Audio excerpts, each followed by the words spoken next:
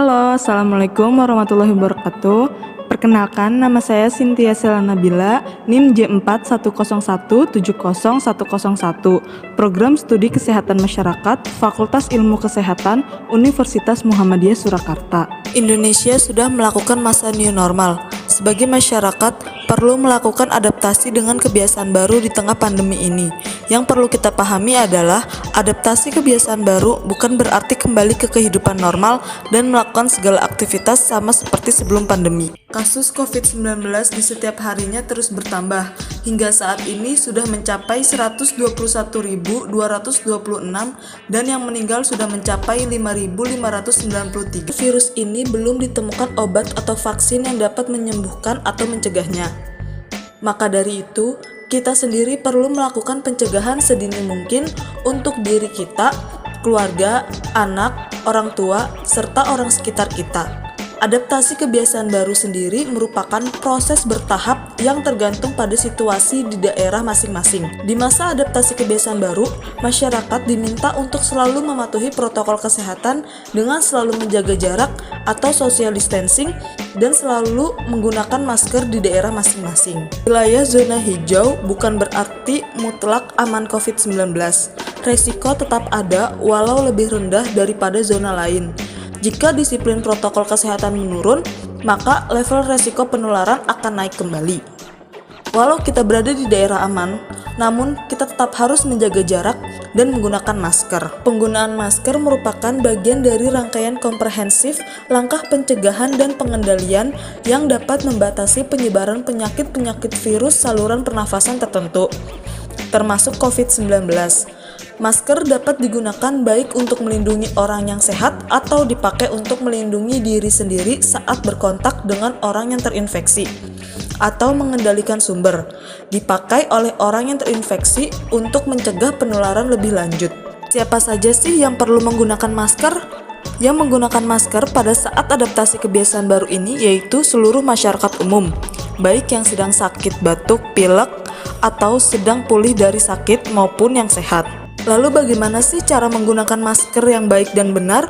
Pertama, sebelum pasang masker, cuci tangan terlebih dahulu pakai sabun atau dengan menggunakan hand sanitizer.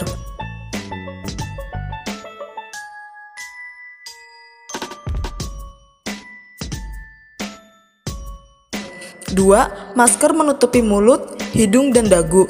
Tekan bagian atas masker supaya mengikuti bentuk hidung Anda dan tarik ke belakang bagian bawah dagu. 3. Ganti masker yang lembab, basah, dan mulai kotor. 4. Saat buka masker, lepas dari belakang, jangan sentuh bagian depannya, dilanjutkan dengan cuci tangan pakai sabun atau dengan hand sanitizer.